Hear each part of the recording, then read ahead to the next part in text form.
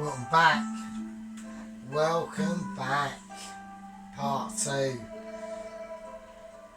Chicken lo mein. Hear that tranquilness? And that's what we're talking about. And that is what we are talking about. The tranquil, the quality, the peace. Being at peace. Being at peace with the world. That's what it's all about. It's about getting to that point in life where you think, well, you know, let's just chill out. Let's all take a bit of a sit back and evaluate the road ahead. So, the road ahead. Talking about the road ahead.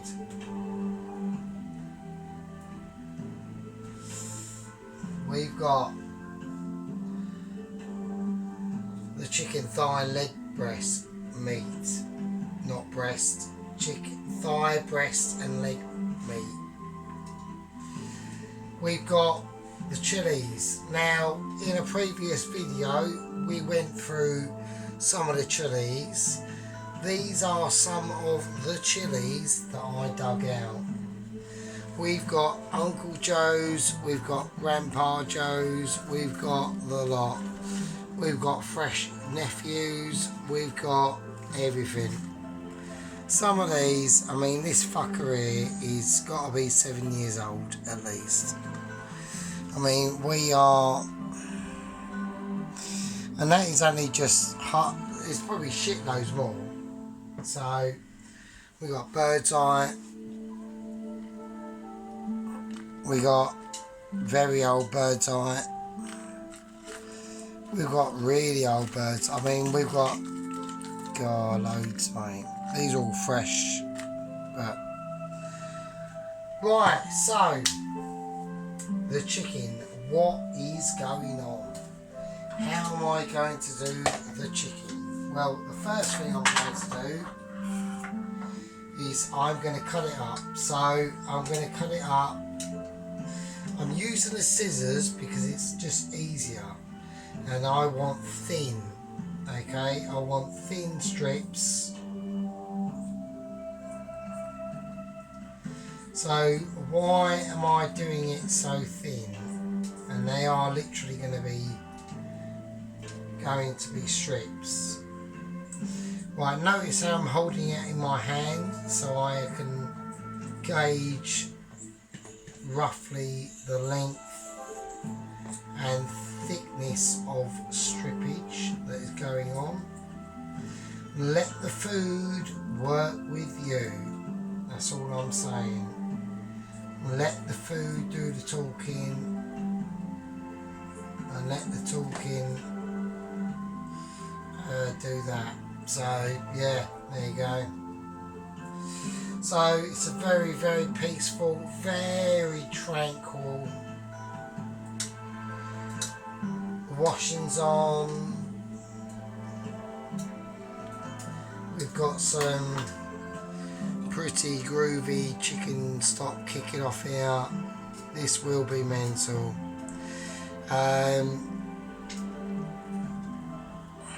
Yeah, I mean, it will be sick. So there you go. So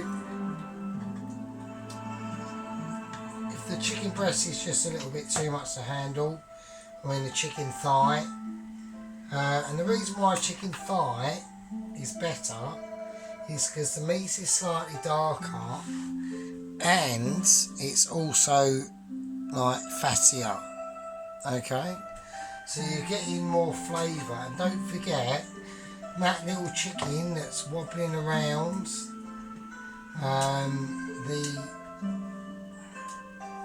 the field or whatever it is, or the pen, it's, you know, at least its legs are moving about. You know, it might be, you know, who knows? We don't know. Well, we do know because we've got the internet, but you know what I mean. So I just want some very thinage parts of the chicken, and the chicken thigh and the chicken legs are always the best for, I would say, this sort of meal. So there we go, or this sort of recipe. So these are going to be very tender, because they're going to be tender as they are, because they're containing that. Now I personally, and I know sometimes this might be a bit controversial, but I think chicken fat is one of the best fats you can have. Now, a lot of people will disregard that, because they'll say, well, cow or beef fat is better because it's been produced. Just to show you, that is how thin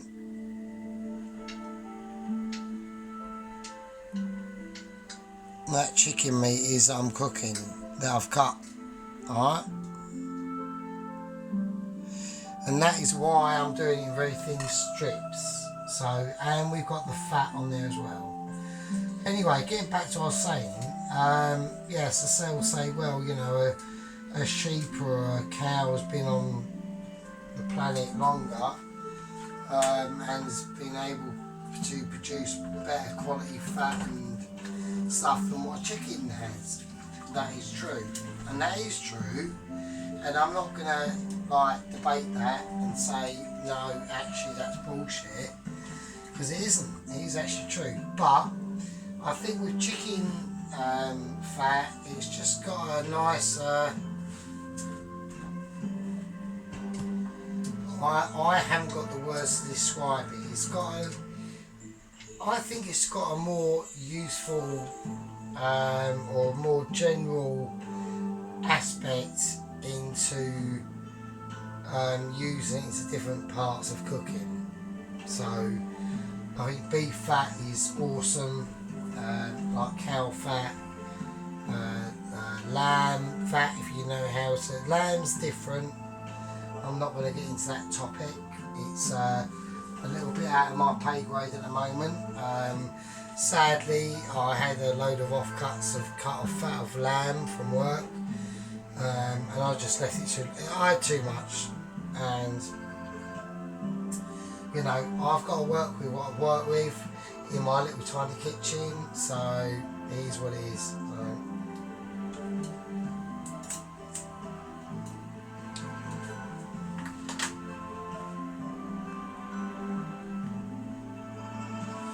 Right, so there we go. So, right now, I'm going to go for a bit of garlic. So I need about, let's have a look, I'd say about 3 cloves of garlic we're going for.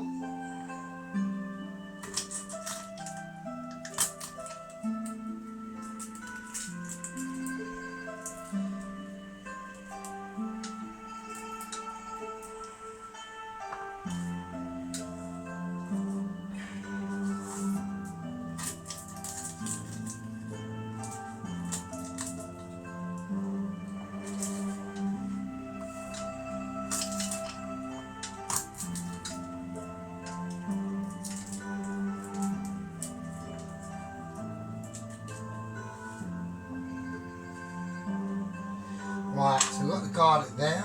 Now we need the ginger. So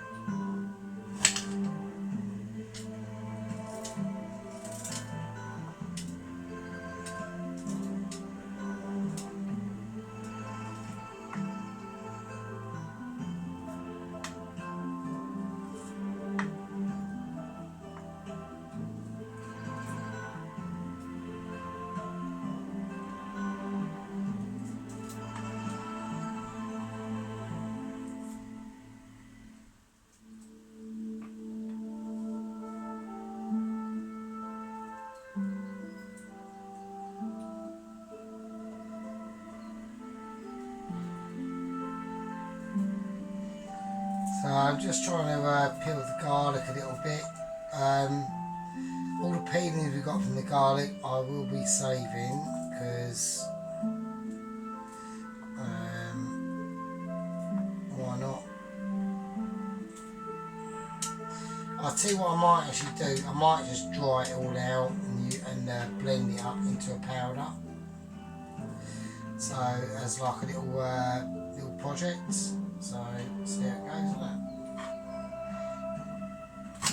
Don't know, do you? If you don't do it, then you don't know, do you? So.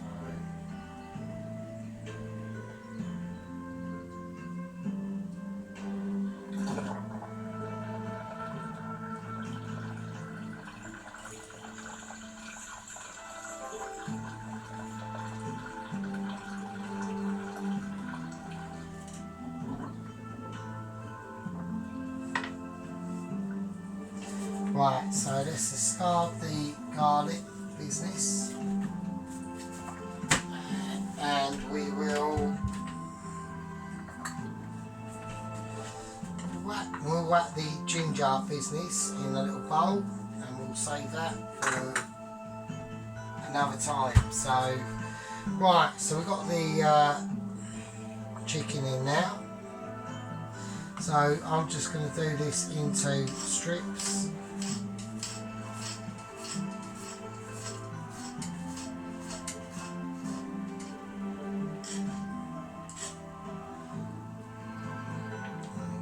Same as I've done before in the other video.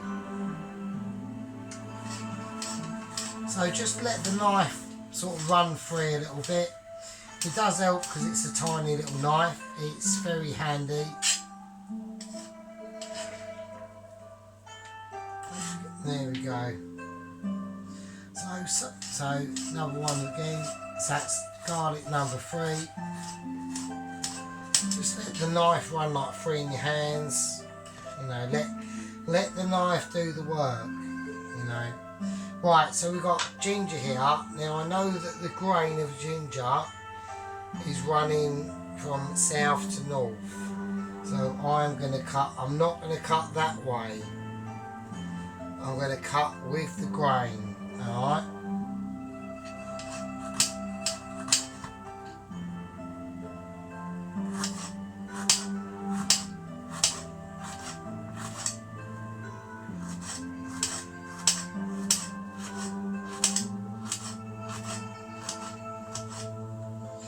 So I will cut this up slightly finer because it's ginger.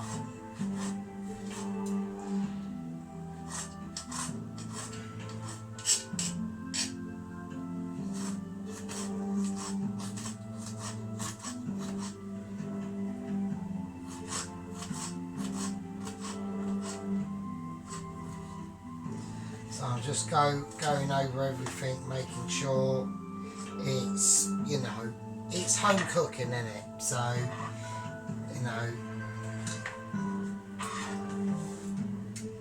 it don't have to be completely perfect. So, do what you feel's right. If you want to put like ginger paste in this, or garlic paste or whatever, go for it. Do what you want. You know, we are not, you know, us little sort of pretend chefs on YouTube, or actual chefs, and you know, whatever. But you know, the blokes that are just starting out and trying to think, actually, yeah, this is pretty cool. Actually, I do like this. You do have to follow certain rules.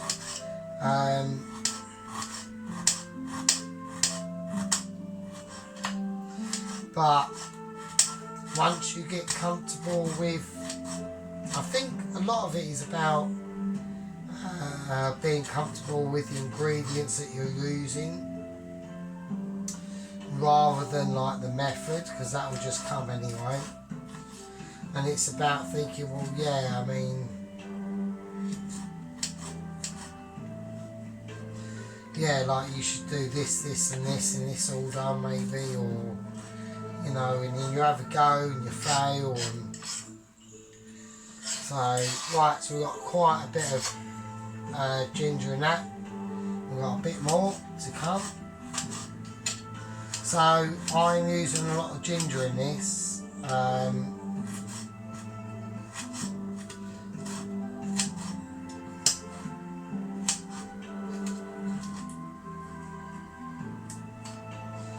there we go. My hands are starting to ache a little bit, so I will admit that. So, I mean, because I'm not saying that being a chef is easy, it's probably fucking not. You know, and the job that I've got at work I do actually like.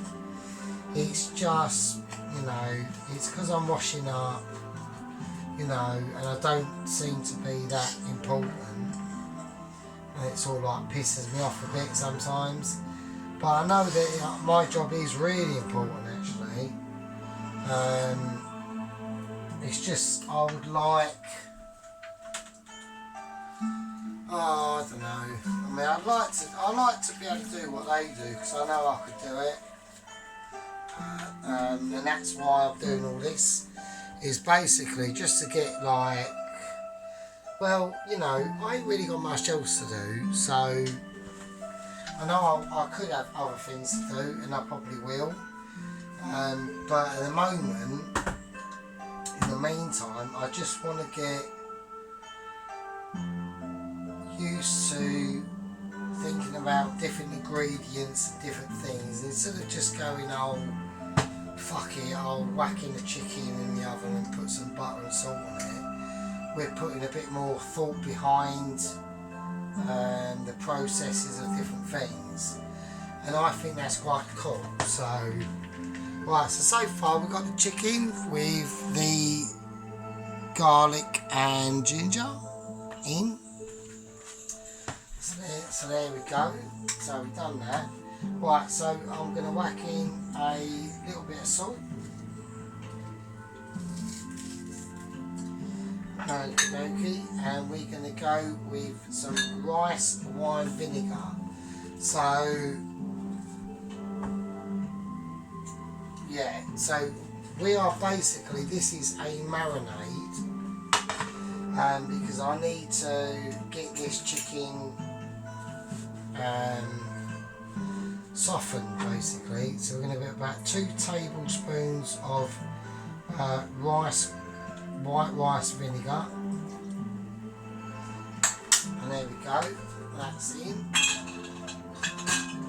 And then we're going to go for a little bit of black pepper, and then we're going to go for the bicarbonate of soda. So this is where we sort of marinate the chicken. So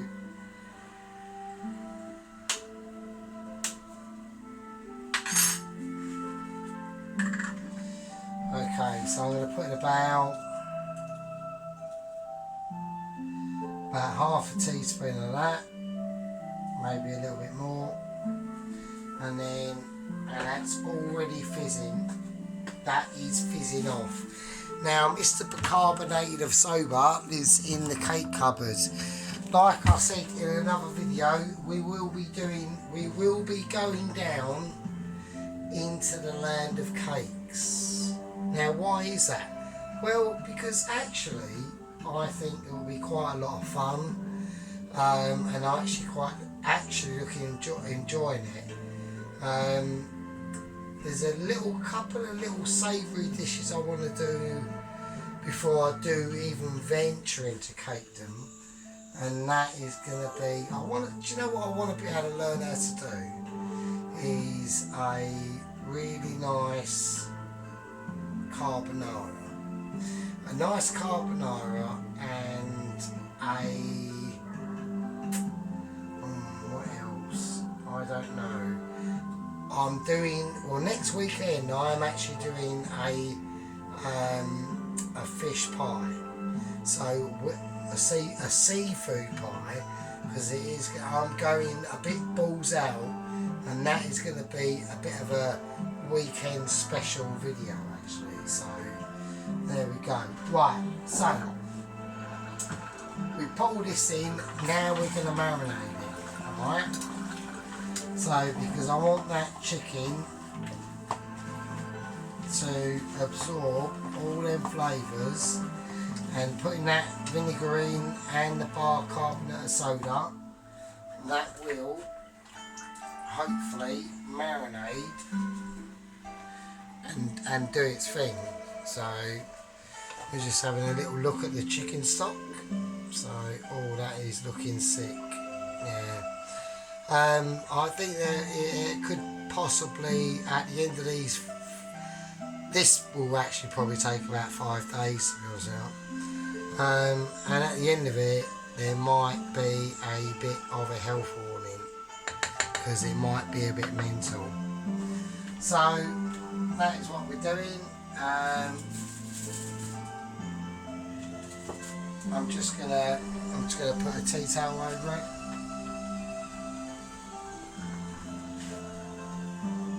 So that's a chicken marinated, basically.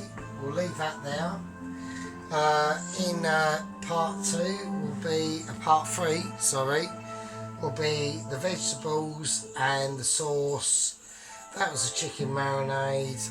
Next will be the sauce and a lo mein noodle situation will be arriving at some point.